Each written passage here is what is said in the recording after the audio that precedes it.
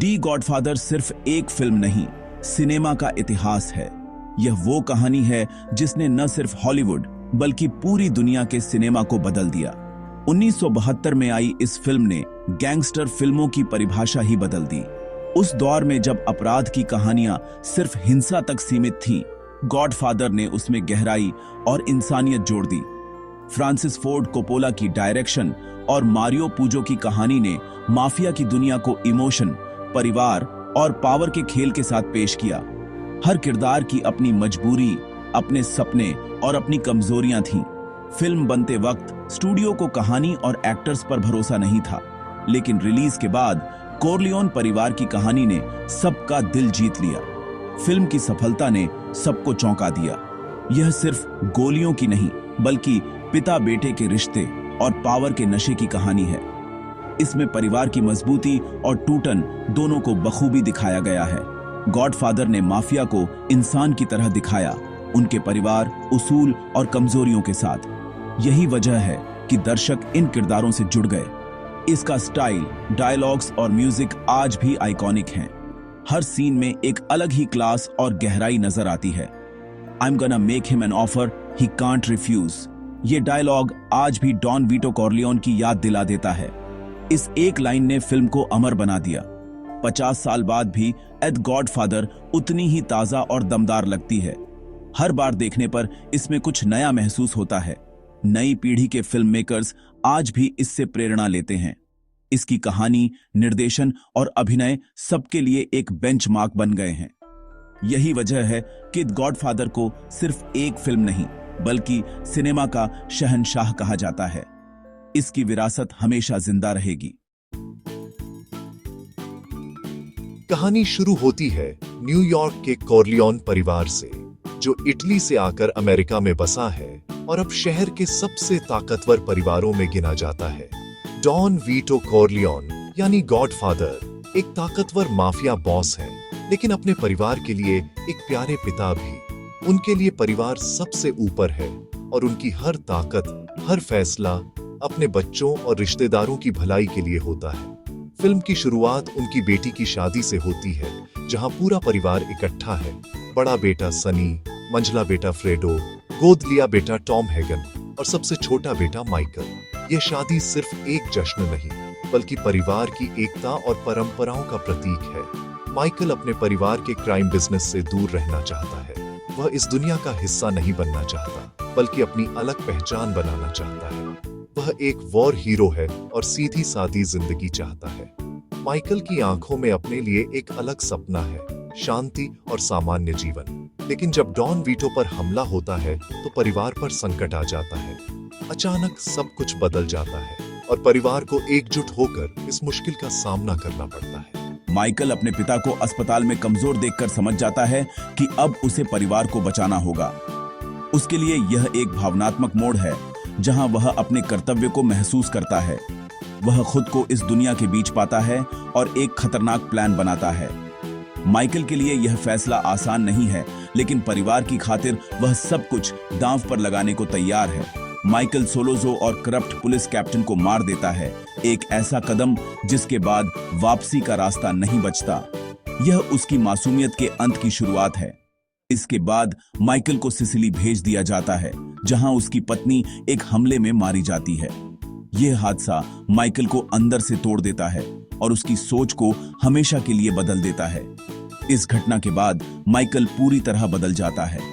अब वह पहले जैसा मासूम नहीं रहता, बल्कि उसके अंदर एक नया, सख्त इंसान जन्म लेता है। अमेरिका लौटकर माइकल अपने परिवार के बिजनेस को संभालने और दुश्मनों से बदला लेने के लिए तैयार होता है। वह अब अपने पिता की विरासत को आगे बढ़ाने का फैसला करता है। यहीं से शुरू होता है माइकल का सफर, एक मासूम बेटे से माफिया डॉन बनने का। उसकी कहानी अब सिर्फ परिवार की नहीं, बल्कि सत्ता, बलिदान और बदलाव की भी है। शुरुआत में माइकल एक आदर्श अमेरिकी नौजवान है, मिलिट्री हीरो, अपने परिवार के धंधे से दूर। वह ईमानदार, सच्चा और अपने सिद्धांतों पर अडिग रहता है। माइकल की आंखों में अपने लिए एक अलग भविष्य की चमक है, जिसमें अपराध की दुनिया के लिए कोई जगह नहीं। वह खुद को परिवार की दुनिया से अलग मानता है। उसे लगता है कि उसका रास्ता बाकी सबसे अलग है और वह अपने परिवार के अपराध से दूर रहना चाहता है।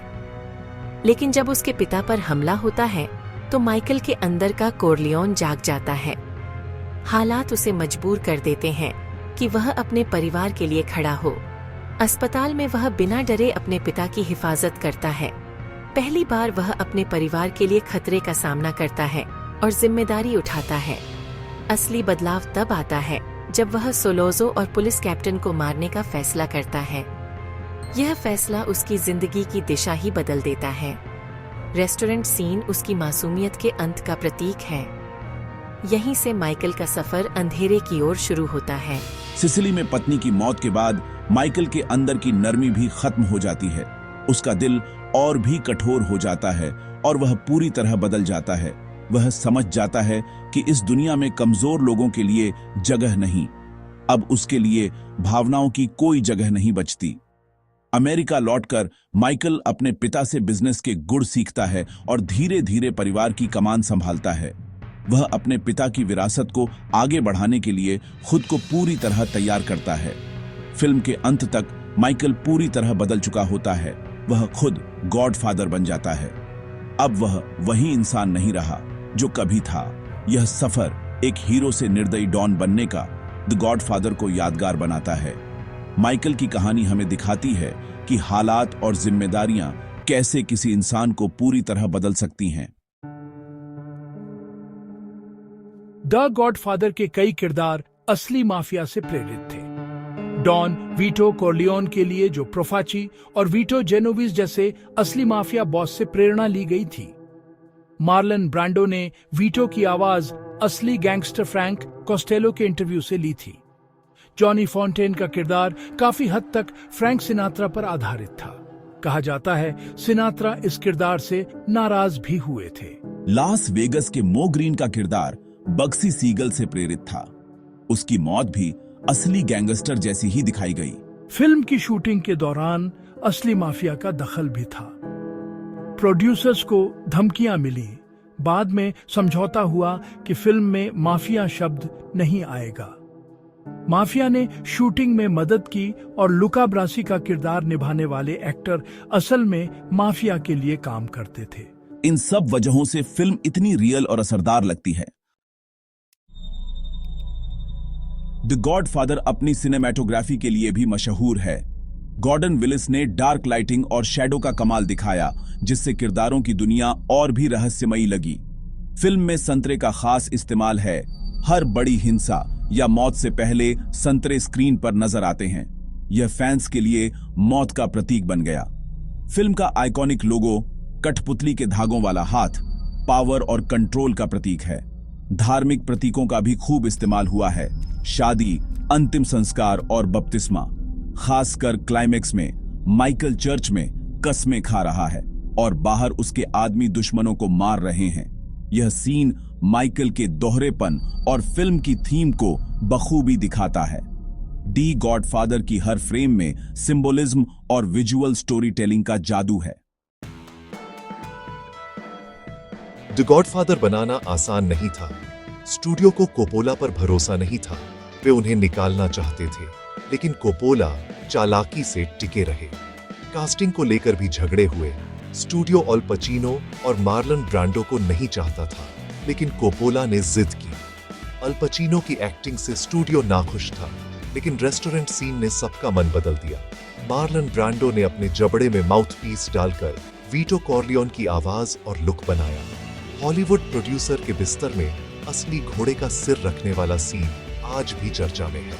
Leave the gun, take the cannoli जैसी लाइनें मौके पर बनी और फिल्म का हिस्सा बन गई। मुश्किलों के बावजूद सेट पर जादू हो रहा था।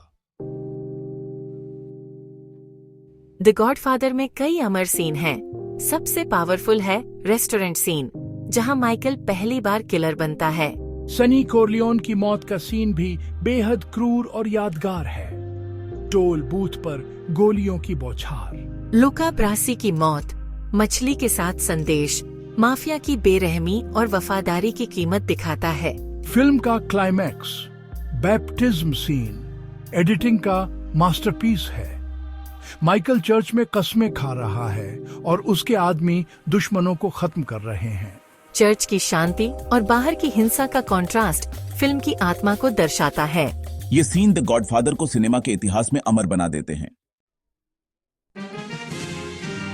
दी गॉडफादर ने हॉलीवुड को हमेशा के लिए बदल दिया। पहली बार माफिया को एक परिवार के रूप में दिखाया, जिससे गैंगस्टर जॉनर को नई गहराई मिली। फिल्म की सफलता ने स्टूडियो को दिखाया कि दमदार कहानी और नए एक्टर्स के साथ भी ब्लॉकबस्टर बनाई जा सकती है। अल पचीनो, रॉबर्ट डुवेल, जेम्स कान जैसे एक्टर्स इसी फिल्म से स्टार बने। फिल्म के डायलॉग्स आम बोलचाल का हिस्सा बन गए। I am gonna make him an offer he can't refuse, leave the gun, take the cannoli. Film ने इटालियन अमेरिकन कल्चर को भी प्रभावित किया। शुरुआत में विरोध हुआ, लेकिन बाद में कोर्लियोन परिवार इज्जत का प्रतीक बन गया। कुल मिलाकर दी गॉडफादर ने सिनेमा और कल्चर दोनों पर अमिट छाप छोड़ी है। 50 साल बाद भी द गॉडफादर उतनी ही दमदार और प्रासंगिक है। इसकी कहानी परिवार, पावर, वफादारी और धोखे की यूनिवर्सल कहानी है। हर कोई कोर्लियोन परिवार के रिश्तों से खुद को जोड़ सकता है। पिता, बेटा, भाई। माइकल कोर्लियोन का सफर एक अच्छे इंसान से क्रूर डॉन बनने का आज भी दर्शकों को आकर्षित करता है। फिल्म का क्राफ्ट आज भी बेमिसाल है। डायरेक्शन, सिनेमेटोग्राफी, म्यूजिक, एक्टिंग, हर चीज टॉप क्लास है। फिल्म की धीमी गति और हर सीन की डिटेलिंग इसे खास बनाती है। हर बार देखने पर कुछ नया मिलता है। द गॉडफादर सिर्फ मनोरंजन नहीं, सोचने पर मजबूर करती है। सत्ता की राह कितनी अकेली और विनाशकारी हो सकती है। यही वजह है कि द गॉडफादर एक अमर क्लासिक है, जो आने वाली पीढ़ियों तक दिलों पर राज करती रहेगी।